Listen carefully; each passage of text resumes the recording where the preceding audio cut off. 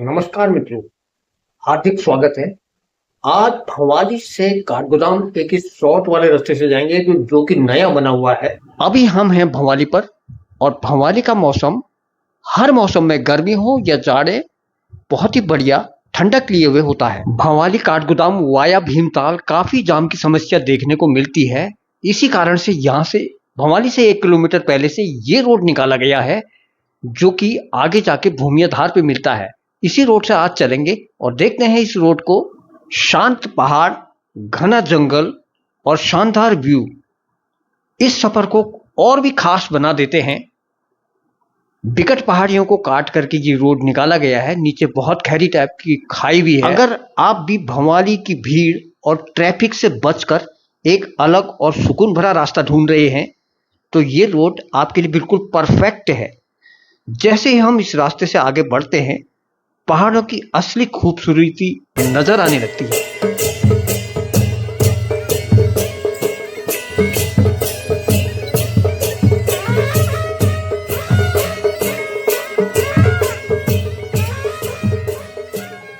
चारों तरफ चीड़ के पेड़, ठंडी हवाएं और शांत सड़क। ऐसा लगता है जैसे प्रकृति खुद आपका स्वागत कर रही हो।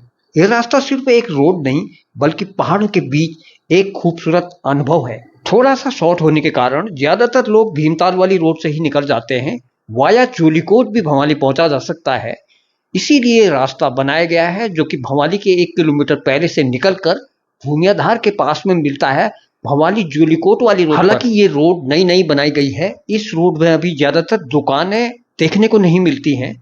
बिल्कुल शांत वातावरण है मगर फिर भी बहुत बेहतरीन रोड है। जो लोग बाइक राइडिंग पसंद करते हैं उनके लिए तो ये रूट और भी बेहतरीन है। हर मोड़ पर नया नजारा और हर किलोमीटर पर पहाड़ों की नई कहानी। हालांकि छोटे मोटे खुमचे रोड के किनारे पर लगे हुए हैं पर फिर भी कोई ऐसा रेस्टोरेंट, चाय पानी के लिए कोई ऐसी दुकान अभी तक इस रोड पे नहीं है। हम लोग इस सुनसान रोड पर चले जा रहे हैं अपनी बुलेट पर। अभी इस रोड पर ज्यादातर किलोमीटर के वो भी नहीं बने हुए हैं। कितना किलोमीटर है ऐसा मैं अपने आइडिया से बताता हूँ कि ये करीब 5-6 किलोमीटर करीब होगी ये रोड और सीधा मिलेगी भवाली वाली रोड पर।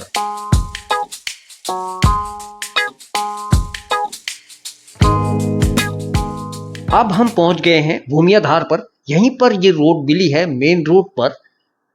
ये देखिए सामने यहाँ पर मिली है ये रोड। यहाँ से नैनीताल वाली रोड थोड़ा ही दूर है जो नैनीताल की ओर जाती है और उसी से थोड़ा पहले ये रोड यहाँ पर मिलती है। इसके बाद ये हाईवे आ गया है। अब चौड़ी चौड़ी रोड देखने को मिलेगी, लेकिन फिर भी जोलीकोट से थोड़ा पहले ये रोड एकदम सुनसान रहती है। जोलीकोट के बाद नैनीताल का ट्रैफिक भी मिल जाएगा तो फिर कुछ गाड़ियां देखने को मिलेंगी।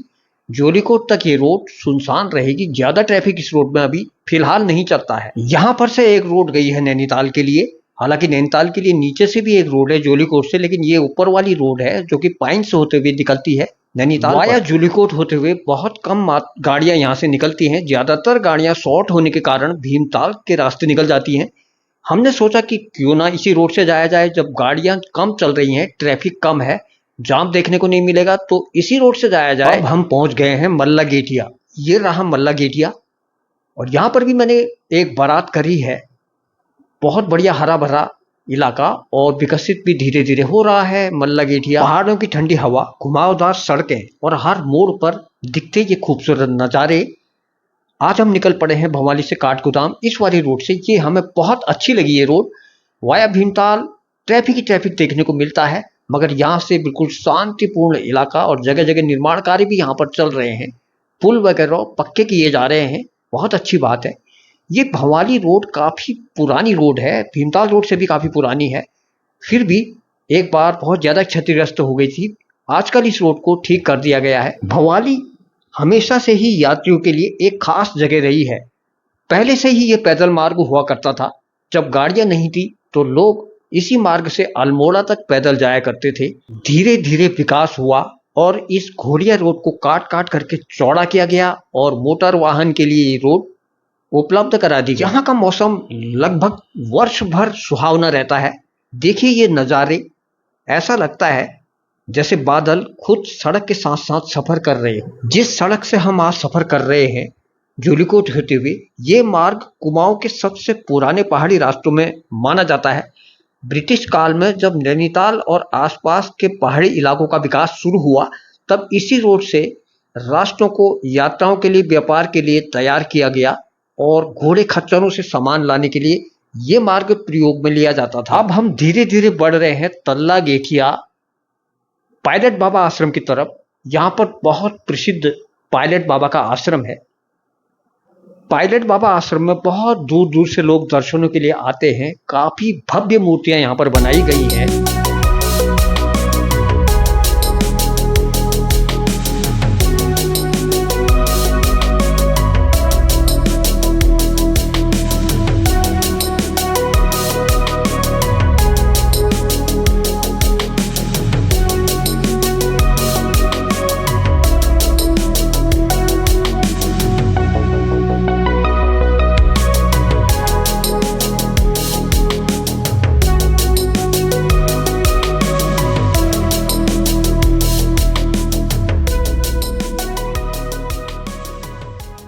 कई वर्षों के बाद आया मैं आज इस रोड से। ज्यादातर भीमताल वाली रोड से ही आना जाना होता है। पुरानी यादें ताजा हो गई। माना जाता है कि भंवाली जोलीकोट काठगोदाम वाला मार्ग बहुत पुराने पहाड़ी संपर्क मार्गों में शामिल है।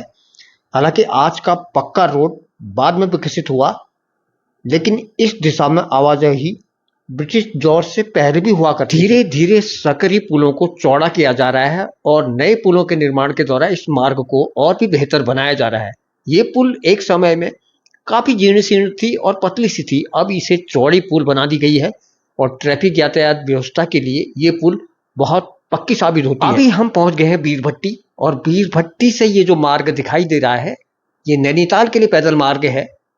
एक समय पर इसी मार्ग का इस्तेमाल होता था। घोड़ों के द्वारा, खच्चरों के द्वारा सामान नैनीताल पहुंचाया जाता था। मैं भी गया हूं इस रोड से। बीरभट्टी के रास्ते नैनीताल 5-6 किलोमीटर ही पड़ता है। बहुत जल्दी आ जाता है नैनीताल इस रोड से, सीधे कृष्णानगर होते हुए नैनीताल।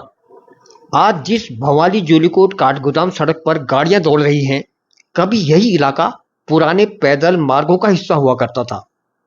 पहाड़ों में सड़कें बनने से पहले लोग गांव और बाजारों तक पहुंचने के लिए पैदल रास्तों का इस्तेमाल किया करते थे।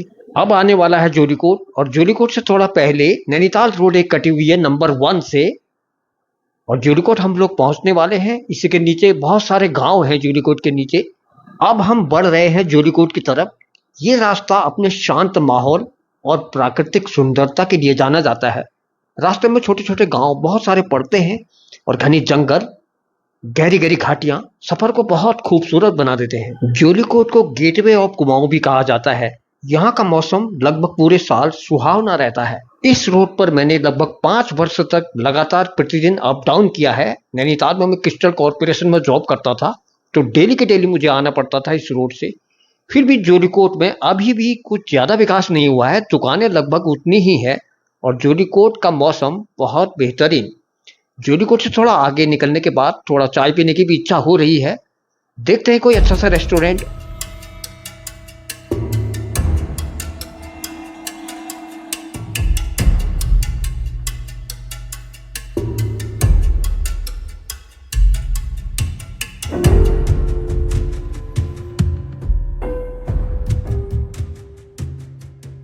मिल गया एक अच्छा सा रेस्टोरेंट, ब्रोदर्स रेस्टोरेंट।